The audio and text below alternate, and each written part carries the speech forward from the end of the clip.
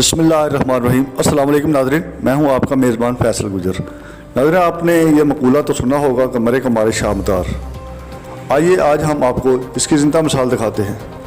ये वाक़या पेश आया थाना दौलतनगर के गांव सैदा के रिहायशी retired chief warrant officer Mirza Mukhtar Ahmed के साथ, जिससे कुछ अर्सा कबल गाँव के रिहायशी शहजादा यकूब ने 1 कनाल 18 मरले ज़मीन मबलग 76 लाख रुपये में खरीद की और तमाम रकम डकार गया, जिसका केस मिर्ज़ा मुख्तार अहमद ने सीनियर सिविल जज इंशाअल्लाह नवीद सादिक साहब की अदालत में दायर कर रखा था।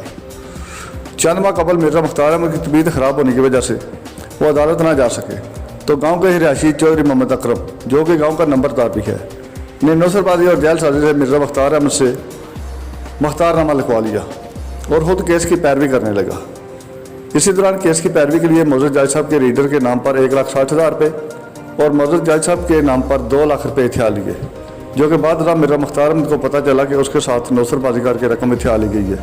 ख्याल रहे कि नंबरदार मोहम्मद अकरम पर इससे कबल कई धोखाधड़ी और फ्रॉड के मुकदमे भी मुख्तलिफ थाना जात में दर्ज हो चुके हैं। मिर्ज़ा मुख्तार अहमद ने नंबरदार चौधरी मोहम्मद अकरम के खिलाफ DPO गुजरात जनाब उमर सलामत साहब को तरीरी दरख्वास्त दी, जो DSP सर्कल जलालपुर जट्टा को मार्क कर दी गई, जहाँ से मिर्ज़ा मुख्तार अहमद को एंटी करप्शन के पास जाने का कहकर टरहा दिया गया, जबकि ये केस एंटी करप्शन का बनता ही नहीं है। 83 साल मिर्ज़ा मुख्तार अहमद ने मीडिया को रोते हुए अपनी दास्तान सुनाते हुए बताया कि मैं एयरफोर्स में 42 साल सर्विस करके रिटायर्ड हुआ हूँ और इस वक्त मेरी उम्र 83 साल है। मैं 2 जंगों का गाजी भी हूँ। क्या मुल्क पाकिस्तान के गाजी हूँ और शहदा की फैमिलियों के साथ यही सलूक रवा रखा जाना चाहिए। मैंने हर महकमे को दरख्वास्त दी, मगर मेरी कहीं भी सुनवाई नहीं हो रही। मेरी आला काम से अपील है कि मेरे साथ एक के बाद एक फ्रॉड हो गया, मुझे इंसाफ फराहम किया जाए, वरना मैं रास्ते इक़दाम उठाने पर मजबूर हो जाऊंगा। आइए इस हवाले से मिर्ज़ा मुख्तार अहमद से बात करते हैं। जी, खसरा नंबर 386 और 387 सैदा बरलबे रोड, गुजरात में रोड। मेरी ज़मीन थी 1 कनाल 18 मरले, वो मैंने बेची, लेकिन मैं चरपाई पर था। जिसने खरीदी है उसका नाम है शहजादा यकूब सैन। तो मैं उसके घर गया, 3-4 दफ़ा रस्ते में बैठा कि मेरे पैसे 76 लाख मेरे घर देने हैं, लेकिन जनाब वो हज़म कर गया। मैंने मुकदमा कायम किया है। अभी उसने एक चिट्ठी अदालत में दी हुई है, वो चिट्ठी यहाँ भी मेरे पास उसकी नकल है।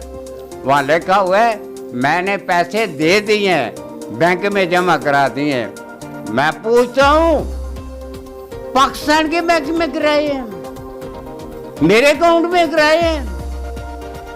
तो तूने अगर इंडिया के बैंक में करा दिए हैं या अपने नाम करा दिए हैं तो मुझे तो नहीं मिले ना। वो चिट्ठी जज साहब के पास पड़ी हुई अदालत में, जिस पर ये लिखा हुआ फ्रॉड है, जो मैं रो रहा हूँ 1.5 साल से। फिर ये नंबरदार साहब बन गया, इसके फ्रॉड मेरे पास पड़े हुए हैं। अगर आप हुक्म देंगे तो मैं FIR उसके खिलाफ जो सिटी लाला मूसा थाना में है वो भी गड़बड़ की है, बेईमानी की है। दूसरी FIR टांडा थाना, जिले गुजरात में टांडा है थाना है, वहाँ जो दर्ज है वो भी बेईमानी की है। तो मैं कहता हूँ कि उसके खिलाफ एक्शन कौन लेगा? वल्द जलालुद्दीन, और मैं पाकिस्तान एयरफोर्स का रिटायर्ड चीफ वारंट अफसर हूँ। मुझे 41वां साल जा रहा है रिटायर हुए, मेरी उम्र 83 साल है।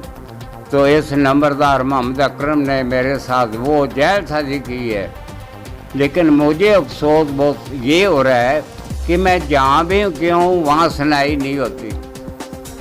कौन सुनाई करेगा? आपने कोई किसी महकमे को एप्लीकेशन दी है, जिसके खिलाफ कोई दरख्वास्त दी है? जी, मैंने DPO साहब को दरख्वास्त दी थी। क्या एक्शन हुआ उसके? उन्होंने दरख्वास्त भेज दी थी DSP जलालपुर जट्टा के पास। उन्होंने कहा जी ये एंटी करप्शन महकमे का काम है, हमारा नहीं। वो दरख्वास्त फिर एंटी करप्शन को दी गई है। उन्होंने कहा कि जो डायरेक्टर है वो बैठता है गुजराड़े, वहाँ से जाकर उससे ओके ले आए तो हम ट्रायल करेंगे।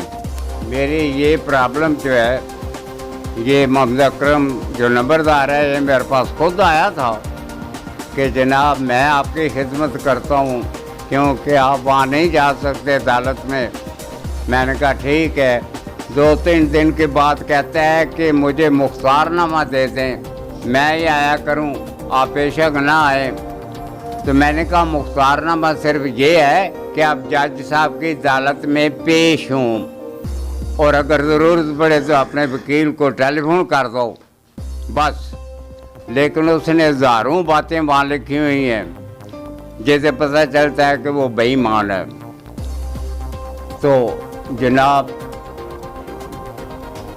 ये मैं मुसीबत में, एक लहज़ा मुसीबत में फंस गया कि उसने मुझे बार बार हर दूसरे दिन 20,000 रुपये लेता रहा है कि जी जज साहब के रीडर फजर जिसका नाम है उसको दूंगा, मेरा वाकफ है, घरेलू तल्लुकात हैं। जैसे तो उसकी रकम 1,60,000 हो गई तो कहते हैं काम हो गया है, आज चाचा जी 2 लाख रुपया दे दें जज साहब के लिए।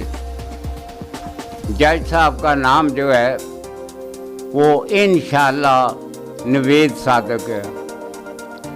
तो मैंने वो भी मजबूरन 2 लाख भी दे दिए। और जब मुझे थोड़ी बहुत हिम्मत हुई, चलना शुरू किया, मुझे पता चला कि ना इसने रीडर को दिए हैं ना जज साहब को। मेरा मामला वैसे का वैसे ही है।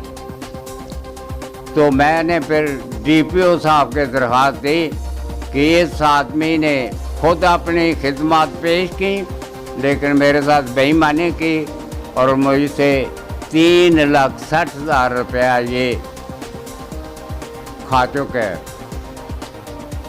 तो मेरी दादरसी की जाए। DPO साहब ने वो दरख्वास्त, हमारा जो DSP है वो जलालपुर चट्टा बैठता है, वहाँ पे थी। उन्होंने देकर कहा कि ये मामला एंटी करप्शन वालों का है, वहाँ ले जाएं। पुलिस पंजाब और DCO सेशन जज गुजरात से अपील करता हूँ वो मेरी दादरसी करें ताकि मैं अपने हकूक़ ले सकूं। वरना मेरे इस बुढ़ापे में मैं बड़ा परेशान हूँ फाइनेंशली, क्योंकि मेरी बीवी जो है उसकी भी 81 साल उम्र है, उसके इलाज मुआवजे पर बहुत खर्च होता है। मैं भी 83वें साल में जा रहा हूँ, मेरे अखराजात बहुत हैं। तो अल्लाह के लिए मेरी दादरसी करें। मेरा नाम अहमद हसन है, मैं मेरा मुख्तार अहमद का बेटा हाँ तो मेरा गाँव सादा है। साढ़े पिंड का जनाब लंबड़दार है मान चौधरी मोहम्मद अकरम, जिन्हें साढ़े नाल एक फ्रॉड किया है जनाब 3,60,000 का। वो मेरे बाप को 20,000 रुपया पैसे लैके तो जनाब वो कदे कहता कि जनाब थोड़ा मुकदमा उन्हें फारग कर दूंगा, जनाब उन्हें फारग कर दूंगा। लेकिन अजा तक उस बंदे ने जनाब एक केस जोड़ा साड़ा वो अजा तक कोई नहीं ख़त्म किया। वो साड़ा केस उत्थे का उत्थे ही है फिलहाल। लिहाजा मैं अपने हुकूमत अगे वज़ीर आज़म, वज़ीर आला जनाब और जनाब जितने भी अफसरान हैं उन्होंने अगे अपील करते हैं कि सानू इंसाफ दिलाया जाए ताकि इस फ्रॉडियन जितना भी हो सके उन्हें सजा दी जाए।